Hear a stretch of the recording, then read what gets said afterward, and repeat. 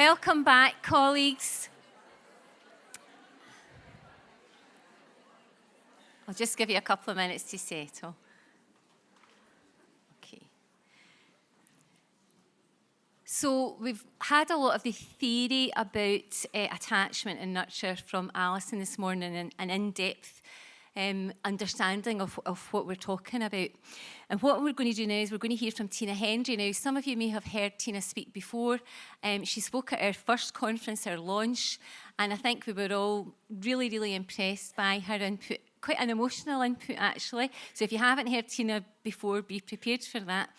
She brings a wealth of experience to this topic, both as a kinship carer and also from her professional life as being a staff nurse and a police officer working with youth offenders in quite deprived areas in Glasgow.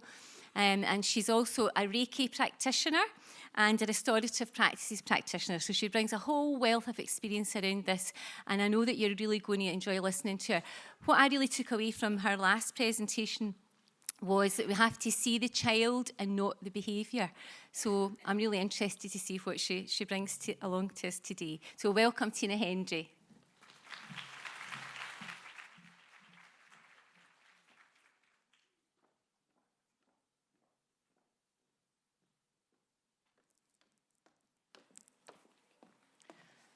Hi everybody, thank you very much for inviting me here today.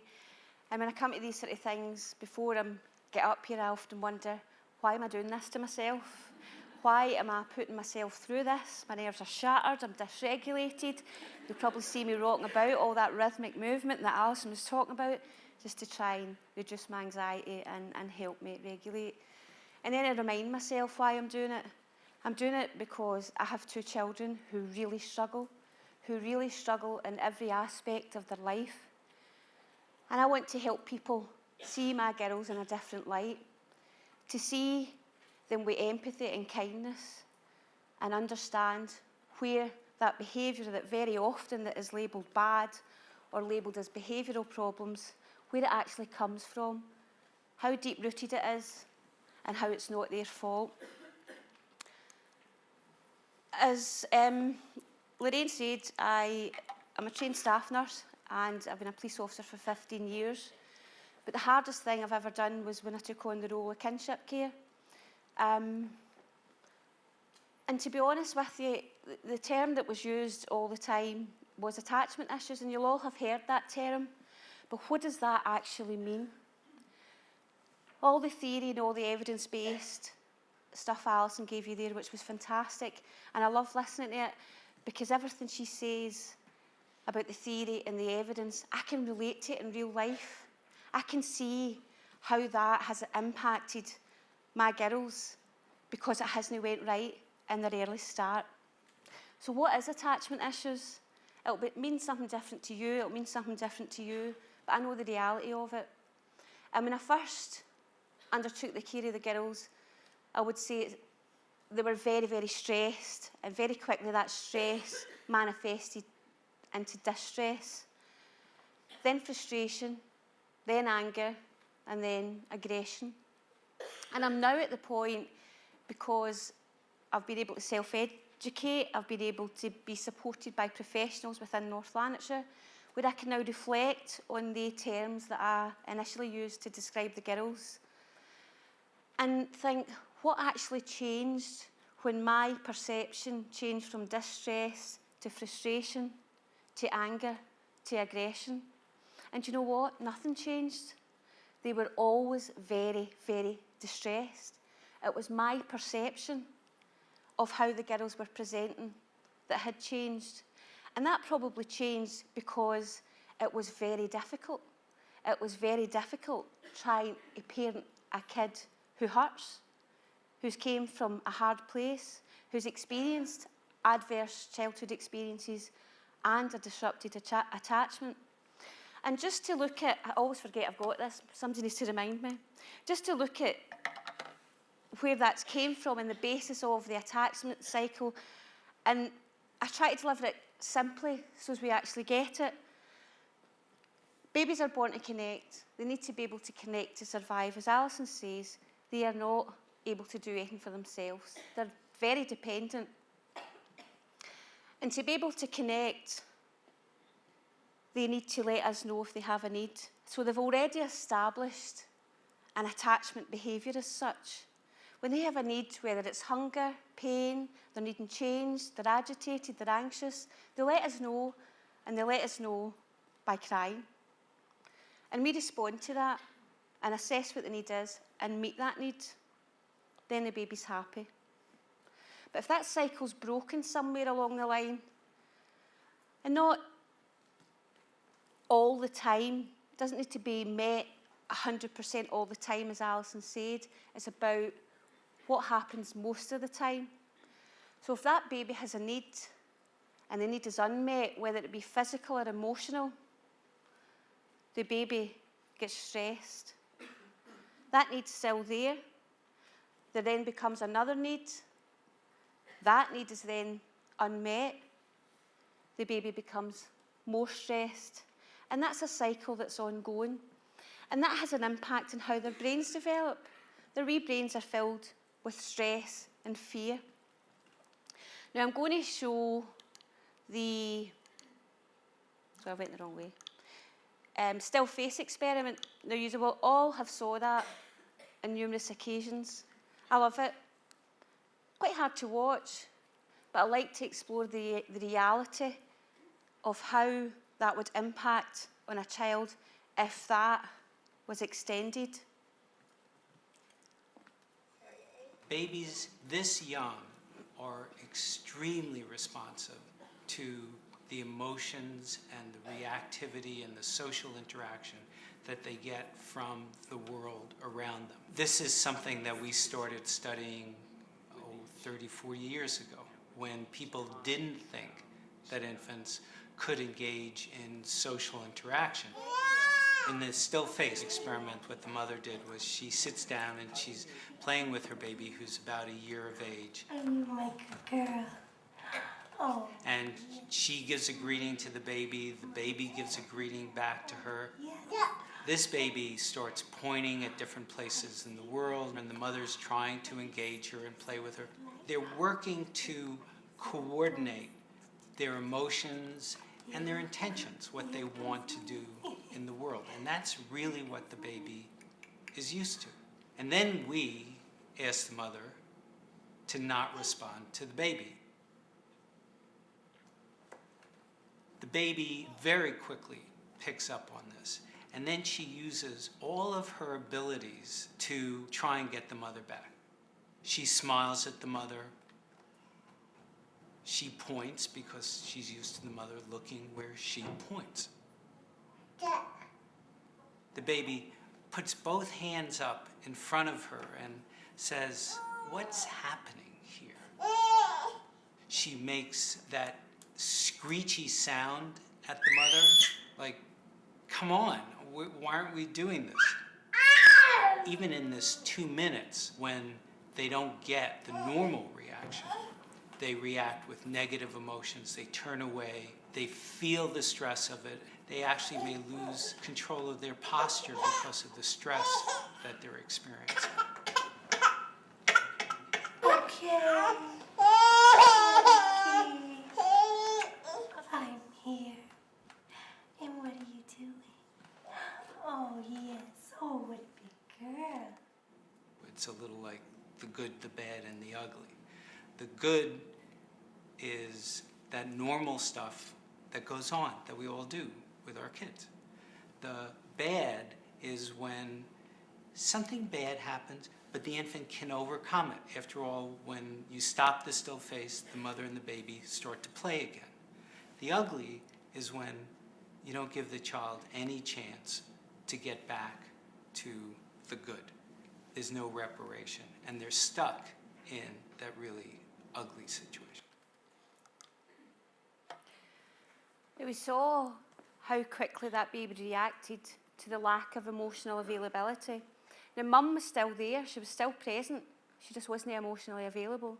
And look how stressed that baby got in a very short period of time. Can you imagine that was prolonged? Can you imagine the impact that's going to have on a baby or a child? Their brains filled with fear, their arousal system heightened, always set to be able to survive. The least wee thing can trigger them into reactive behaviour. And then we look at all the transitions they've got to make in one day.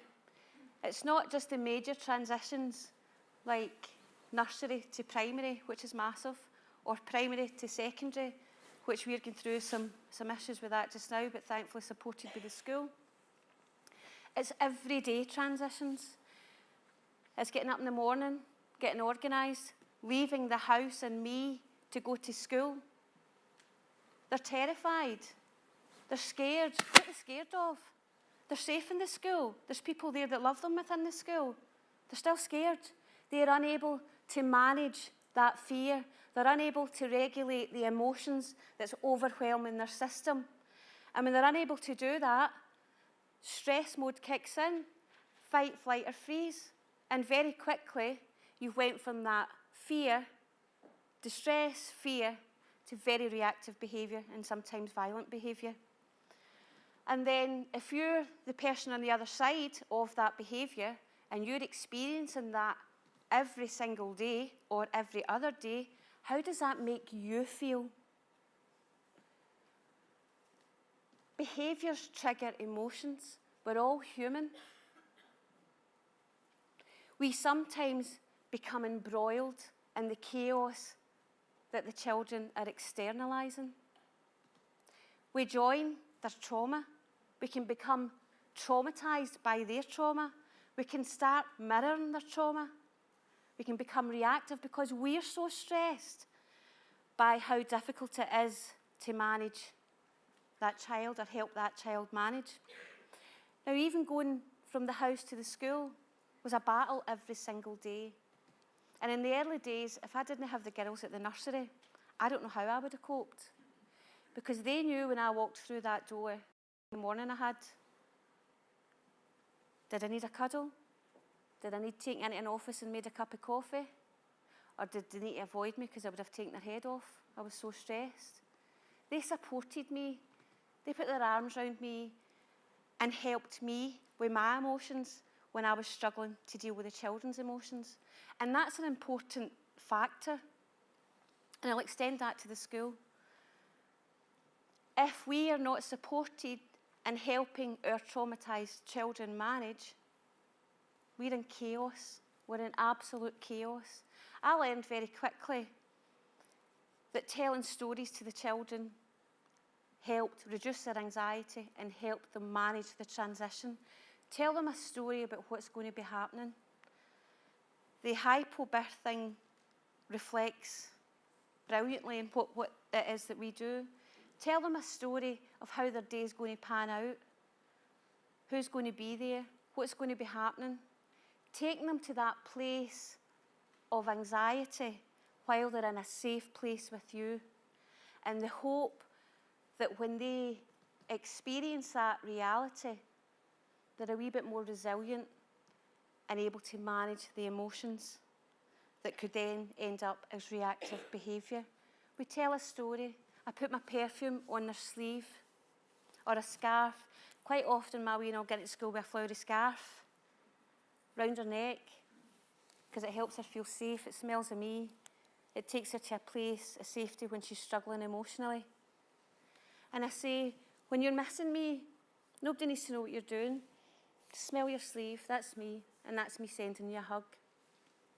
But that separation, and it's not just separation anxiety, it's real terror.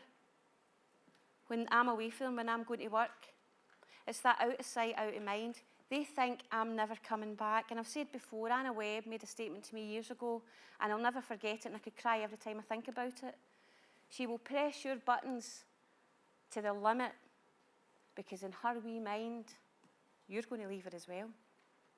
And she's always anticipating that fear of loss. After 5 foster carers, then to me, I'm mum number 7. Why would she ever trust that I wasn't going to do the same thing as all the other people that have been in her life looking after her? Why would she ever trust me? And looking at that attachment cycle, as Alison said, that's where we develop our sense of self, our sense of conscience, our sense of our place in the world being a safe place, the big people in our life being safe, our sense of trust. That trust that when we need something, there's somebody there to meet that need. That sense of building relationships. That's all the stuff our children struggle with because that cycle was disrupted. Their needs were never met. Maybe practically and physically, but sometimes emotionally. And we saw in the still face the impact of non-emotional availability.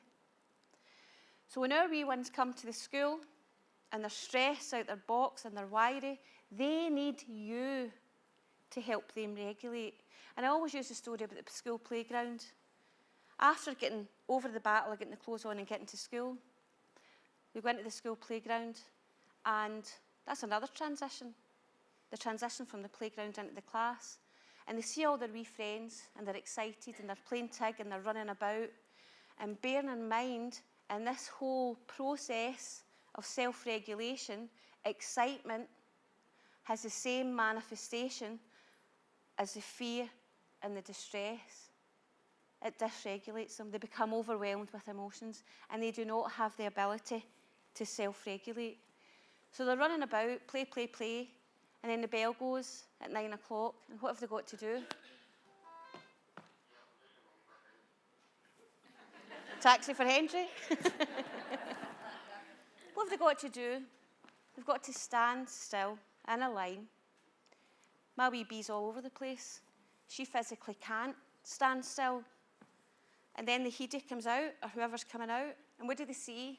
Touching bags, touching other people, pulling somebody's baubles. Who stands out like the wee one that's agitated, who's unable to regulate? So what's the first thing that you do? Stand still. She physically can't stand still. She's so dysregulated. She doesn't have the ability to do it. She needs someone to help her. Now, it's not even 9:05. What kind of day do you think that teacher's going to have? Because that incident then goes to something else, because her arousal system is up there. And the least wee thing triggers it even higher. So she becomes more reactive. And it's an absolute cycle of reactive behaviour that often hits crisis. We don't do the line, thankfully accommodated by the school. In fact, we don't often meet 9 o'clock because there's no point in taking a child that's very, very stressed into an environment where they're going to become even more stressed through no fault of the practitioners. It's just their wee intrinsic systems, their wee intrinsic emotions. They're terrified. So we go to school when she's in a place where she's ready to move into that transition. Sometimes it's 9:10, sometimes it's 9:30. Last week it was 10 o'clock. But in my mind, that's better than setting up for a day of failure, a day of chaos, a day of stress for the teacher, a day of stress for the other children. Because it does impact the other children. What about the other children? The teachers get lots of children to manage. That's why it's so important that they are supported with the most vulnerable children to help them stay regulated. Even bedtime was a fight. Because if you imagine their wee emotions simmering, bubbling, their arousal systems, that separation thing again, they're going to bed, they're going to sleep, what's going to be happening in the morning, they don't know. I had a wee girl that would go to bed and she almost packed a suitcase. Anything that she was able to see on the road to the bed, she picked up, that belonged to her. She picked up her bag, her teddies, 5 dolls, her coat, her scarf, her hat, and it was at the side of the bed. Why was she doing that? Because it helped her feel safe. All her stuff were there. And if things were going to change, her stuff were there. That was her she was creating her own wee security blanket. And it helped her feel safe. So we allowed that to happen. And it's about them becoming desensitised to the fear of that separation and going to bed. And we used a fantastic book called Night Lights by David Fontana.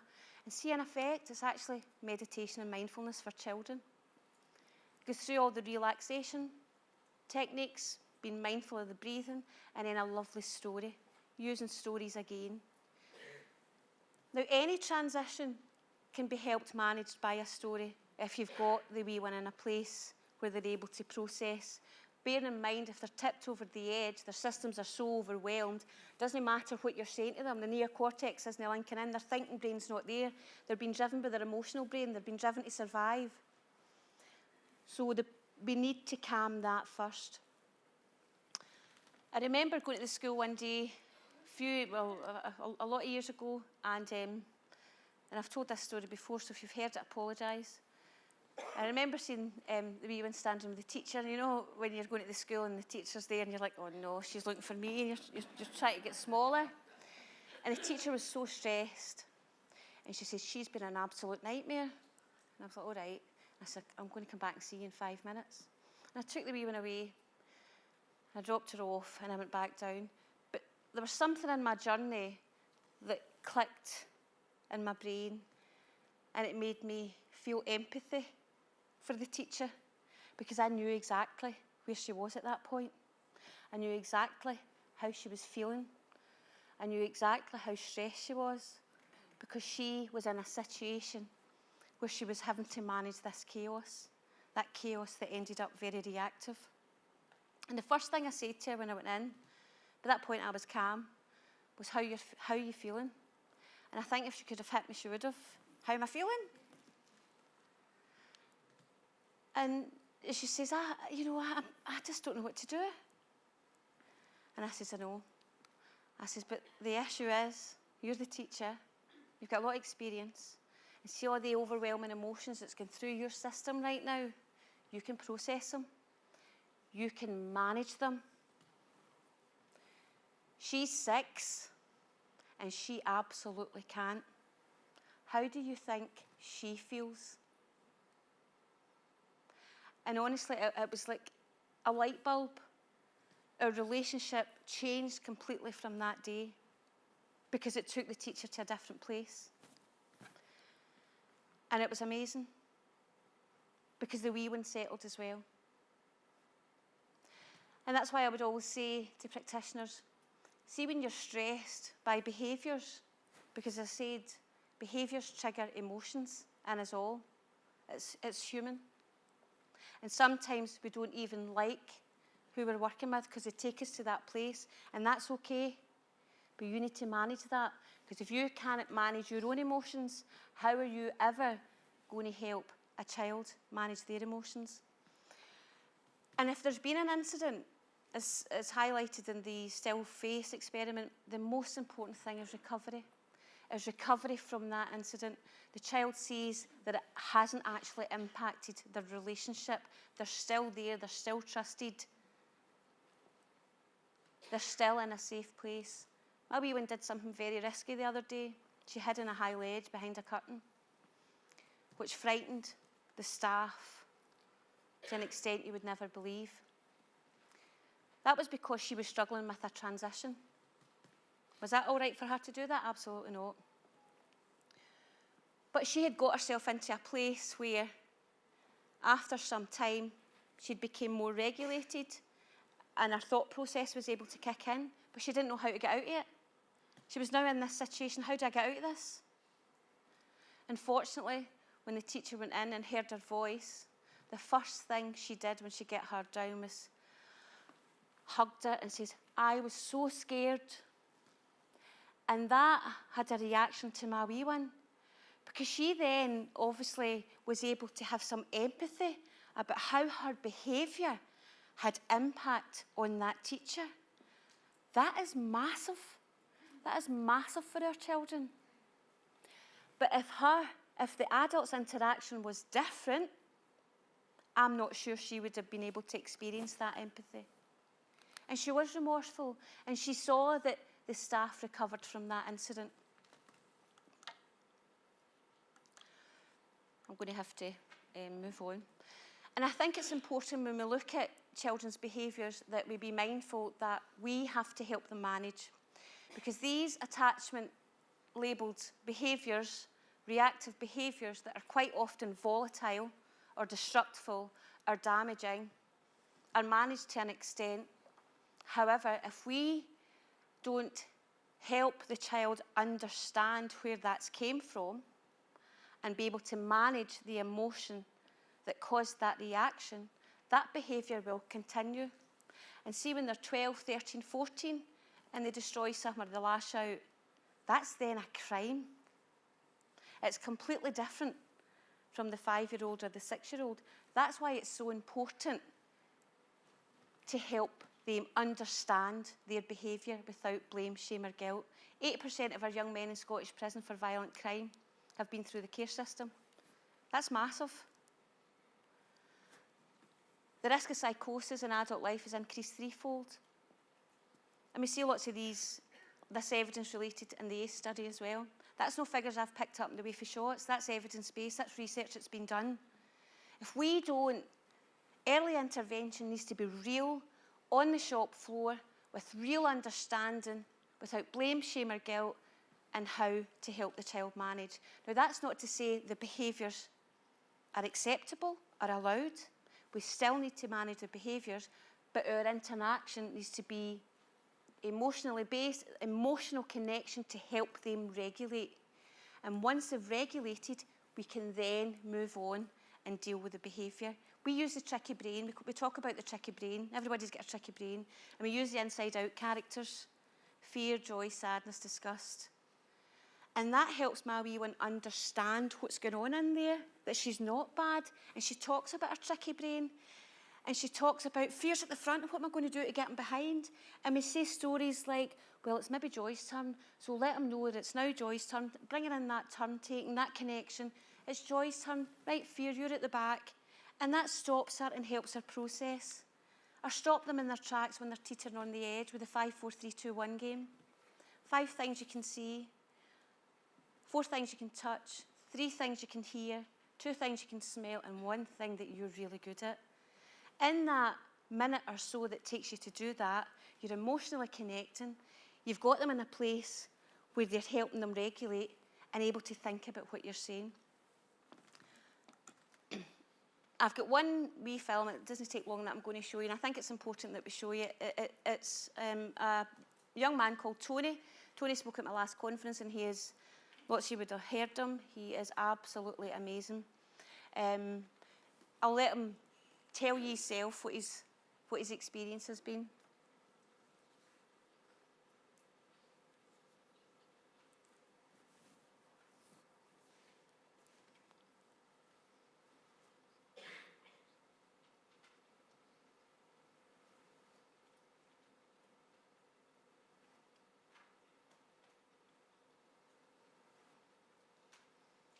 Hi, I'm Tony. I'm going to tell you about my experience about love in and out of care. Hi, I'm Mercy. I'm also going to share my experience of care.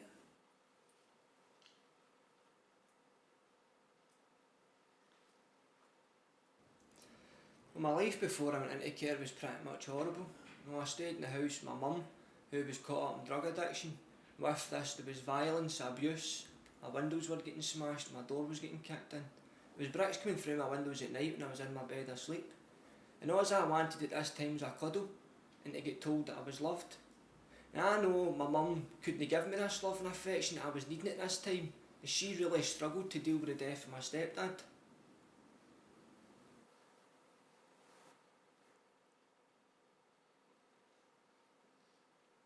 Before I actually went into care, I had my best friend who was in care. And I used to see him coming home all the time at the weekends, and to have new trainers, to have new clays, and to have pocket money, plus he'd be telling me all these good things that he would be doing. Plus he looked happy. So I wanted what he had. I wanted to get into care. I couldn't believe my luck when I get put in the exact same residential school as my best pal. And when I went in there, I thought it was brilliant. I got almost everything I needed. I get clothing grants, I get stuff for my birthday, I get things for my Christmas, I get well fed. I got almost everything that I needed. But the only thing that I didn't get was the same thing that I so badly wanted and so badly needed off my mum, and that was love and affection. My members of staff were allowed to restrain me when I was in a crisis, but they couldn't give me that cuddle when I was feeling upset and down. Now I knew the staff cared about me, but it never gave me that basic need of feeling loved.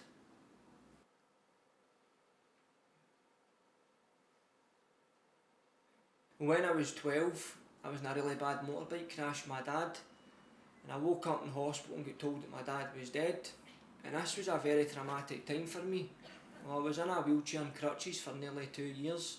The residential school couldn't care for me at this time, so they sent me back home to stay with my mum for almost a year. I just didn't know what to do. The progressions in my behaviours, alcohol and drug use just went right off the scale. Well, I used to cry at my dad at night asking why didn't he take me with him? Well, this was most definitely the worst time in my life. And what I needed at this time was a loving, stable relationship, and I didn't get it. What I got was put in a behaviour order, then moved schools because of my own behaviours during a time of trauma. Love, I didn't even get the stability that I was needed at this time in my life.